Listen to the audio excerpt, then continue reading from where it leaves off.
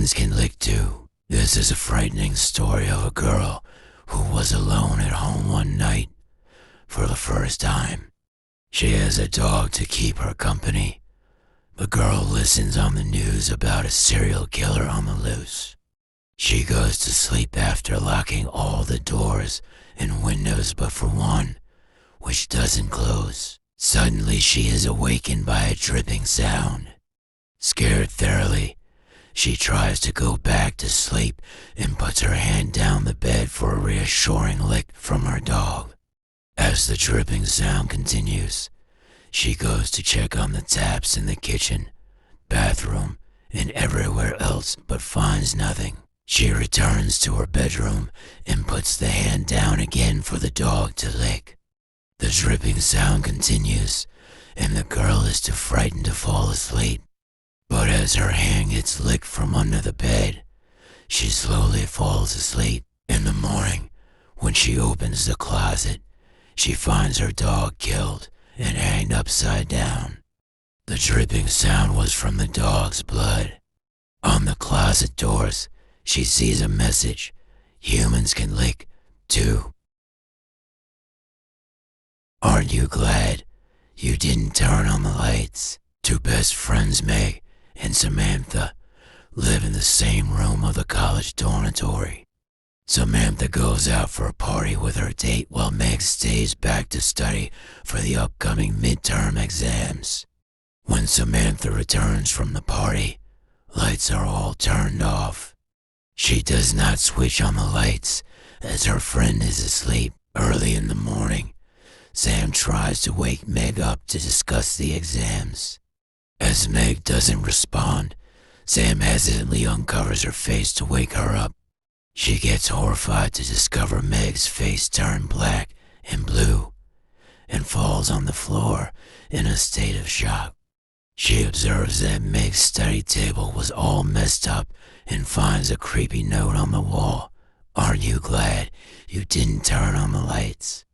The murderer must have very much been in the room when Sam came the previous night. Spiders in the hairdo. This spine-chilling tale is about Dolores, a teenage girl who is living on her own for the first time after graduation.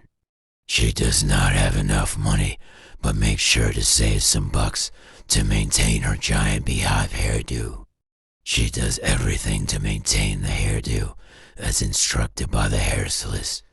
But one day she wakes up with a terrible itch. Dolores tries some cures, but realizes that a spider bite is causing the itch. So she calls an exterminator to kill all the spiders and insects in her room. But her pain does not reduce and visits a doctor. The medication given by the doctor fails. Frustrated, she rushes to her stylist. The salon is full, and the hairstylist asks Dolores to wait. She pushes a lady out of the salon chair and asks for immediate attention. When the stylist begins to unwrap the beehive hairdo, black widow spiders start crawling down her face, and soon the salon is filled with the spiders, moving slowly in every corner. Everyone in the salon starts rushing out while Dolores is dead in her chair. The stylist is horrified to see the beehive hairdo fall to the floor and tiny black widow spiders coming out of the hatched eggs in the scalp of Dolores. It was a macabre scene as the scalp of Dolores was half eaten by the black widow spiders. The Vanishing Hitchhiker. This next series story is about a man driving home late in the night when he spots a girl asking for a hitchhike. The pretty girl is dressed in a beautiful white dress. The man offers her a ride, and they strike up an interesting conversation. He drops the girl at her home. Next day, while driving for work, he notices that the girl by accident has forgotten her sweater in his car. He drives towards her home to hand over the sweater. An old lady opens the door when he rings the bell. He narrates the incident which occurred last night and gives the sweater to the lady. The lady refuses to accept it, saying he is mistaken. The man is surprised and questions the lady again. He is dumbstruck and left in an unsettling situation when the lady says her daughter died in a car accident a couple of years ago. Far, far away, in a faraway village called Never Better, lived a boy, Jeremy Johnson Johnson. Since his childhood, he is haunted by a ghost and he becomes friends with it.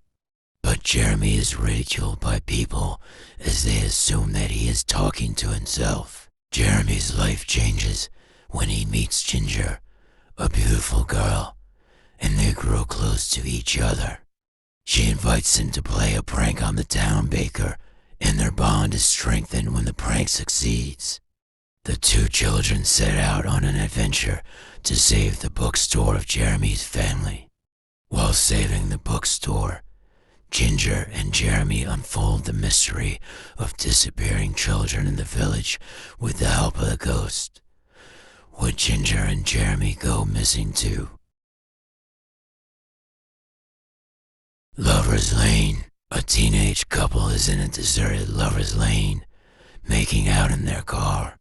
After a short while, the radio stops to announce alarming news that a convicted serial killer just escaped from the asylum. People are asked to report to the police if they see a strange-looking man with a hook on the hand. The girl is frightened and requests the boy to rush home immediately. The boy initially disagrees and tries hard to convince his date to stay, but eventually they both head back. When they arrive at the girl's house, she gets down and tries to close the car door, but it won't close. She freezes as she sees a hook suspending from the doorknob. The cats of Ulthar, an old couple in the town of Ulthar, finds pleasure in mercilessly killing any cats that enter their property.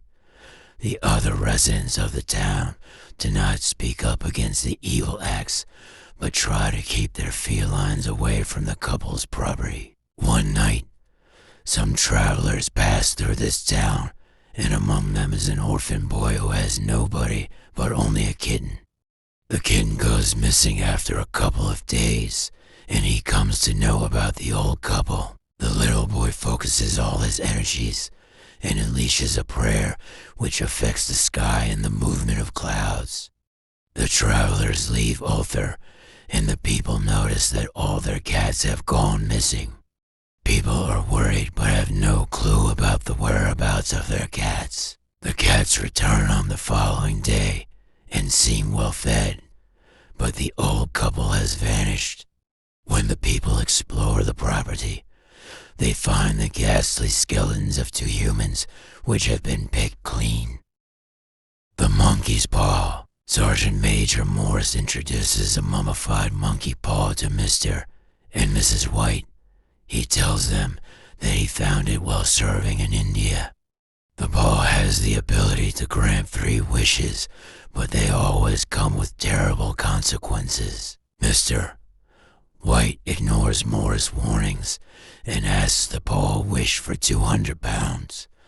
Next day, he receives the news that his son Herbert died in an accident at his workplace. The employer sends £200 as compensation for the family of the accident victim. Mrs. White is anguished and wants her son back. After nearly 10 days of the funeral, the couple decides to ask for another wish. They rub the monkey's paw and ask for his son to come back. They hear a knock on the door.